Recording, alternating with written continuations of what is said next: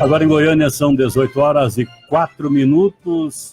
Voltamos aqui, né, com as notícias em relação à apuração das eleições em segundo turno aqui no Brasil. Estamos conversando com o professor Bruno Pena, trazendo dados e números das votações nos estados onde acontece o segundo turno e também nos municípios de Goiás, onde existe a eleição suplementar. Juvencio, temos também a presença do Danilo Orcida, professor, economista, e ele vai estar conosco. Vamos ter agora... Nós somos chique, né? Vamos ter dois entrevistados. Dois entrevistados ao mesmo tempo, bom demais, né? O Danilo e o Bruno, que já está conosco há algum tempo. Danilo, chega mais aqui, eu vou providenciar um sentador. É isso. Enquanto isso, vamos dar aqui, fazer as vezes. Danilo é graduado em Direito, Ciências Econômicas e Ciências Sociais, pós-graduado em Gestão Financeira, Direito e Processo Tributário, mestre em Direito e Relações Internacionais, atua como advogado, tributarista e professor universitário. Também é autor do livro Curso de Direito Financeiro, publicado pela editora PUC Goiás. Então, vamos aí, né, dando o nosso boa noite já ao Danilo Orcida, bem-vindo aqui ao De Olho no Voto. Bom, boa noite a todos, boa noite especial aos ouvintes da rádio. Registro aqui, mais uma vez, a satisfação de participar da programação da RBC-FM. E, na sua opinião, qual o resultado podemos esperar com a apuração das urnas? Olha, eu acredito que o resultado não vai ser muito divorciado das últimas pesquisas que foram divulgadas. Há pouco tivemos aí a divulgação das pesquisas a pesquisa Boca de Urna, né, que sinaliza a intenção de votos com um pouco mais de clareza. Eu acredito que deva se confirmar o nome aí do candidato Jair Bolsonaro, haja vista a expressiva votação que obteve, né, tangenciando aí 45% no primeiro turno, e, enfim, acredito que deva se confirmar aí no segundo turno. Bom, confira a hora certa, 6h07. Vamos voltar um pouquinho, porque também daqui a pouquinho vamos ter os resultados também aqui dos 5 distritos de Goiás, né, em que houve, já temos aí, né, Divinópolis de Goiás, me parece que já temos aí um resultado, só dando uma atualizada aqui, e eu volto aqui para o Bruno Pena. A questão desses 5 distritos aí que temos eleição, vamos bater naquela tecla que você falou, a questão de se combater a corrupção, isso é força disso também, e temos essa votação, essa eleição em 5 cidades de Goiás e em outras cidades também do Brasil? Inclusive, eu participei recentemente de um congresso brasileiro de direito eleitoral que tem mostrado o seguinte: o Brasil é o país que mais se caça mandato no mundo. Não tem nenhum outro país no mundo que se caça tanto mandato como no Brasil. Inclusive, consequência das eleições de 2016, até aqui, a cada 5 dias se caçou um prefeito em algum lugar do Brasil. E o que a gente presencia é que não tem tido um resultado tão grande no combate à corrupção, porque toda eleição existe um número tão grande de cassação de mandatos.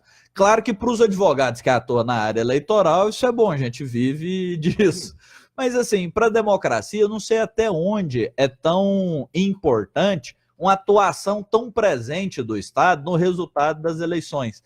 Tem gente que até brinca que as eleições no Brasil acaba tendo 3 turnos, né? O primeiro na urna, o segundo e o terceiro nos tribunais. Então, assim, pode esperar que nas próximas eleições vai ter tantos processos como teve agora nessas eleições de cassação de mandato, e isso não tem influenciado tanto na questão da democracia.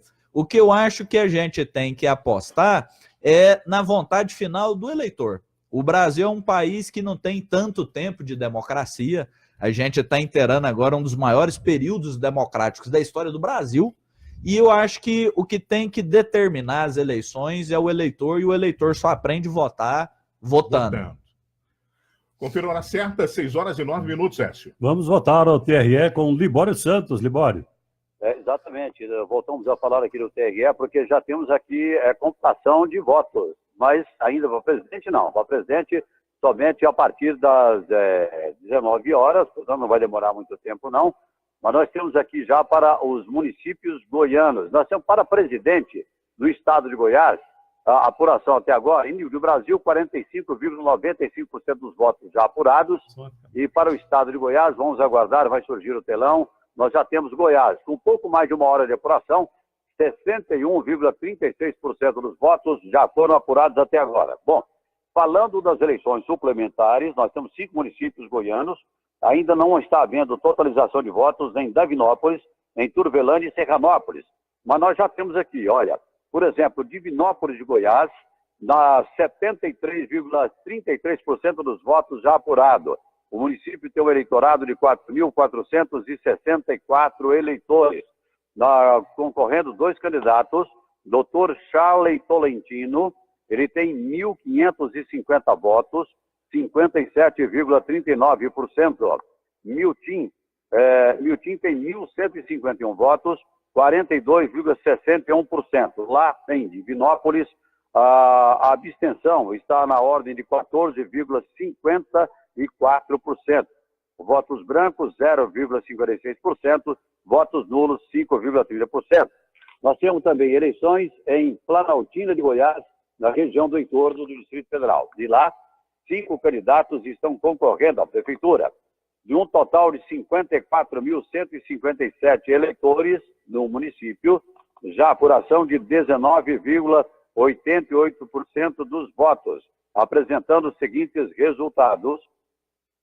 Elis Reis, do PTC, tem 3.652 votos, 47,14% dos votos.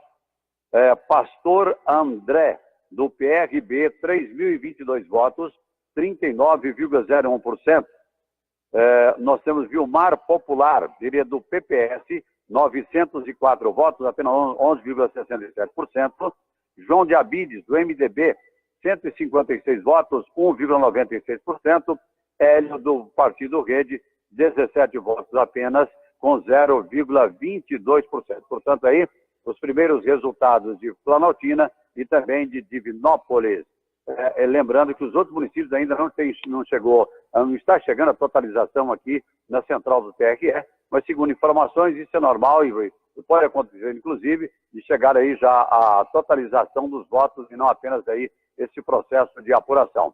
Para o estado de Goiás, para presidente da República, já 61,36% dos votos já apurados até agora, com abstenção de 21,85%.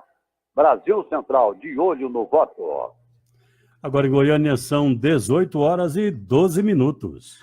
Ok, você confere aí, Rádio Brasil Central e RBC-FM 90,1 1270, de olho no voto nas apurações do segundo turno. Lembrando que daqui a 47 minutos estaremos vendo aí os primeiros votos para presidente da República e ver qual a tendência, né, de voto da população brasileira, se é extrema-direita ou extrema-esquerda. E é isso mesmo que ficou dividido o Brasil nessas eleições, né, Orcida? É verdade.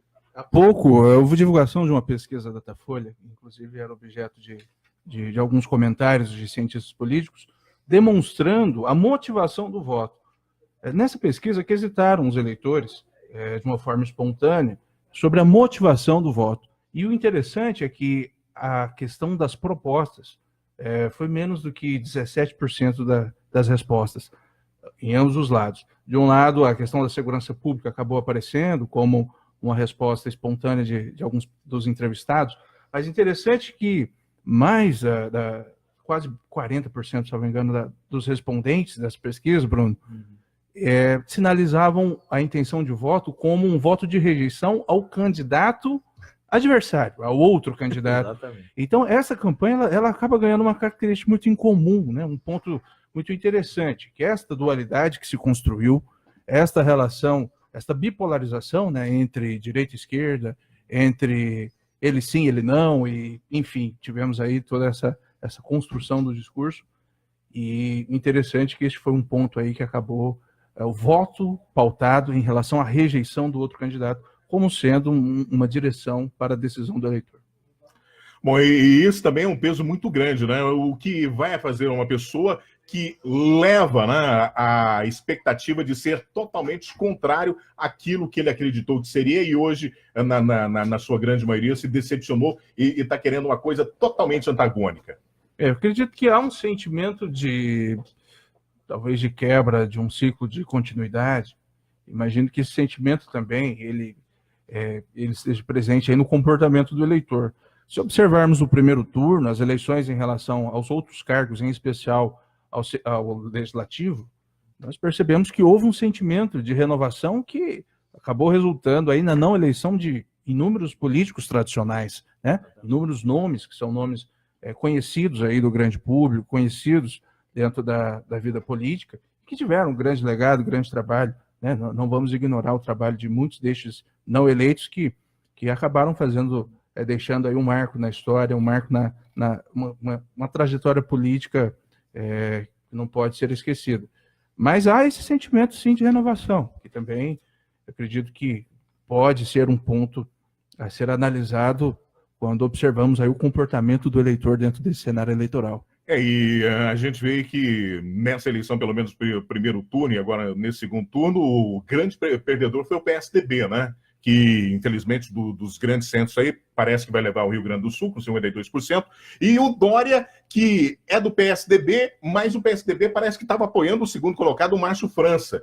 Então, ou seja, de todo jeito, em São Paulo, o PSDB vai ser o partido derrotado. Ou o partido ganhador, né? Porque se o PSDB está apoiando os dois candidatos, né? Também. Mas, como diria o meu filho, nada tão PSDB quanto a história de São Paulo. Exatamente. Então, o PSDB me parece que é isso a nível nacional. O PSDB surgiu no estado de São Paulo, né? Se a gente for olhar as origens do PSDB, ele começa, tanto do PSDB quanto do PT, começa ali no estado de São Paulo. Tem até um livro interessante que ele chama O Sapo e o Príncipe, que conta ali a trajetória que surge dois fenômenos políticos, dois personagens políticos muito importantes no país, que é o Fernando Henrique Cardoso e o Luiz Inácio Lula da Silva. Surgem ali em São Paulo, na mesma época, quase que fundaram um mesmo partido, tiveram ali uma divergência na reta final, e ambos os partidos foram partidos ali criados e idealizados por intelectuais ali da época da USP, né? Então, assim, de fato, eu acho que o PSDB é um dos grandes prejudicados dessa eleição, junto com o MDB também, que perdeu, como disse o professor Danilo, nomes expressivos aí, chamados caciques pelo país afora, que não conseguiram se eleger, como o Jucá, Eunício Oliveira, entre outros. E essas perdas podem levar à extinção desses partidos, desses grandes partidos até hoje? A extinção eu diria que não, que são partidos que diminuíram muito de tamanho. Por exemplo, o PMDB caiu pela metade o número da sua bancada na Câmara Federal. Isso implica na diminuição também pela metade dos seus recursos do fundo partidário, fundo eleitoral e tempo de televisão. Coisa que o PMDB quase não gosta, né? Nós sempre foi um dos que mais tiveram no país, né? Só para vocês terem uma ideia, de fundo eleitoral para essas eleições, eles tiveram algo acima de 200 milhões de reais. E essa derrota do MDB é tão latente porque eles investiram muito nas pessoas que estavam lá. Então, investiram muito e investiram errado. Isso porque, assim, como eram aquelas pessoas que estavam no poder, que tinham o comando do partido, não teria como ser diferente. Eles investiram nos seus próprios nomes e tiveram um resultado negativo para as eleições. Mas eu acho que estão longe de serem extintos, continuam grandes partidos.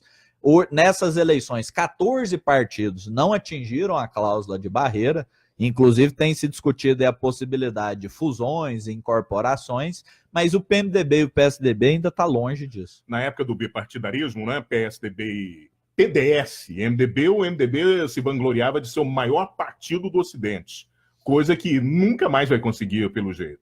Até porque na época existia uma polarização muito grande, que era entre quem apoiava a ditadura e quem era contra a ditadura, né?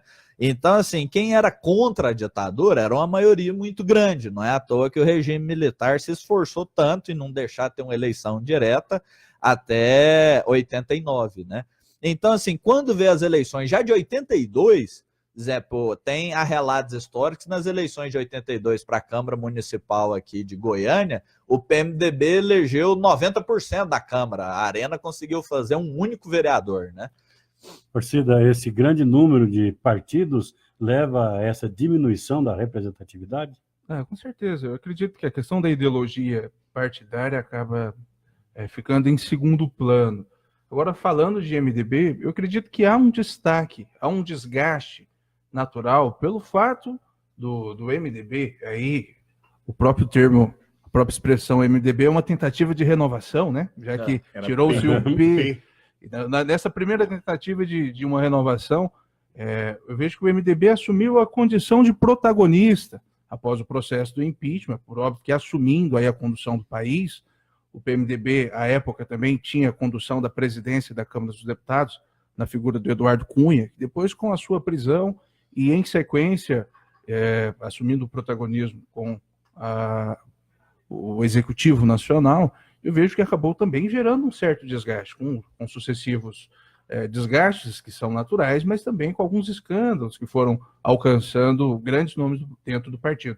A exemplo de Eduardo Cunha, que era um nome forte, que tinha ali uma força tamanha, né, quando conduzia a presidência da Câmara dos Deputados, e todo esse desdobramento eu acredito que atinge diretamente o partido. É interessante até observar, e aí rememorando aqui a campanha dos presidenciáveis, a campanha do Meireles, que é um candidato até bairrista, né, daqui do estado de Goiás, da região de Anápolis. Interessante que na campanha dele ele não pedia voto para si, ele pedia voto para os candidatos do MDB. Né? Vote nos candidatos do MDB. Até sabendo da sua condição dentro das pesquisas, e como uma forma de tentar fazer com que o partido não perdesse espaço, vigor, enfim, uma tentativa aí de resgate, de renovação partidária. O professor Bruno colocou muito bem que ele não é um candidato a um cargo de presidente, por exemplo. É um candidato ou não candidato, mas sim uma pessoa indicada para um ministério. Você concorda com o professor Bruno? Olha, acredito que o legado fala por si, né? Há um legado dentro da condução da política econômica brasileira, há um legado na condução agora dentro deste processo de recuperação econômica do país.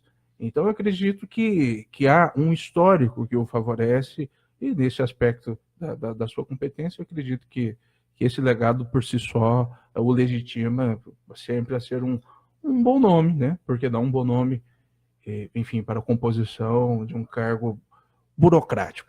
Mas falando um pouquinho a questão do Meireles, tem isso também. Vamos falar um pouquinho sobre a situação política dele. Ele se elegeu com uma amplitude muito grande de votos pelo PSDB em Goiás, mas não chegou nem a assumir, né, que já foi direto para o Banco Central, filiou-se ao PT, né? E ficou nos dois governos do Lula e, por divergências da Dilma, não continuou. Só depois, na Copa do Mundo, que parece que teve um cargozinho eletivo sobre os estádios. E depois tentou se eleger, foi ministro do MDB e tentou se eleger para o MDB. Ou seja, eu acho que ele não está muito ligado a legendas. É verdade. Nesse aspecto acaba passando uma imagem de que não há uma fidelidade. Exato. Agora em Goiânia são 18h23. Vamos então mais uma vez ao TRE com Libório Santos. É com você, Libório.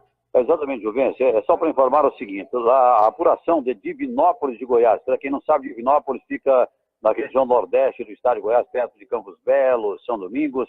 Pois bem, lá nós já temos totalizados 93,33% dos votos, e pelos índices apresentados até agora, parece que a eleição lá já está definida. O candidato, o doutor Charley Tolentino, ele tem 1.987 votos, equivalentes a 57,66%. O outro candidato, Miltim, tem 1.459 votos, 42,34%. A diferença aqui, portanto, é de quase 14%. E nós temos aí pouco mais de 6% de votos a serem apurados. Lá nós temos aí um eleitorado de 4.464 eleitores. Em Planaltina de Goiás, totalizando até agora, Planaltina é um município grande, são mais de 54 mil eleitores, 39,77% dos votos apurados até agora. Está liderando aí Elis Reis, com 47,50%. Segundo colocado, o Pastor André, com 38,05%. O terceiro colocado é Vilmar Popular, tem 12,16%.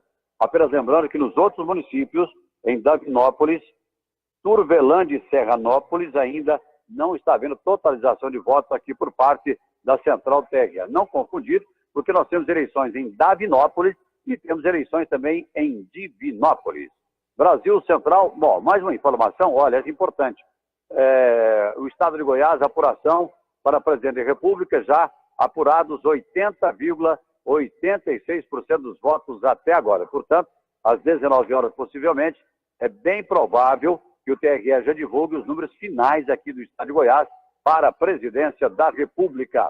Em nível de Brasil, 56,75% dos votos para a presidente da República apurados até agora. A abstenção em todo o país é de 21,10%. Nós temos votos nulos 7,18%, votos brancos 2,14%.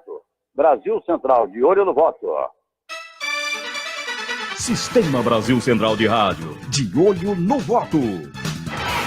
BCFM, Rádio Brasil Central.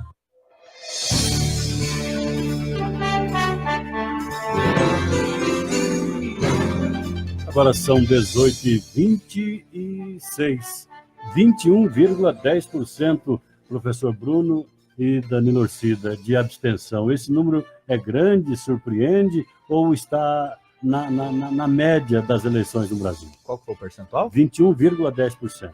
É a média de abstenção que sempre tem em todas as eleições. Geralmente, todas as eleições têm em torno aí de 20 e poucos % de abstenção. Até para o segundo turno também tem um número maior. Acho que o segundo turno está até pequeno, né? Está até pequeno, porque geralmente para o segundo turno, como já não tem mais as candidaturas locais, né, para deputado federal, tem muita gente que vai viajar, não vota, está em outro local, e até porque com relação às abstenções também, tem uma série de profissionais também que trabalham no dia das eleições e acabam não conseguindo votar, né, da área de segurança e tudo mais. Inclusive nessas últimas eleições, eu até ajuizei um mandado de segurança para ver se os policiais militares em serviço conseguiam votar, porque eles dependem do comando geral encaminhar a escala de serviço deles em agosto ainda para a Justiça Eleitoral, informando onde que cada policial militar vai estar para poder fazer o voto, né, para colocar o nome dele no caderno de votação. E muitos deles não conseguiram, porque não foi encaminhado. Então, dentro dessa abstenção, tem também das pessoas que trabalham no dia da eleição e não podem votar.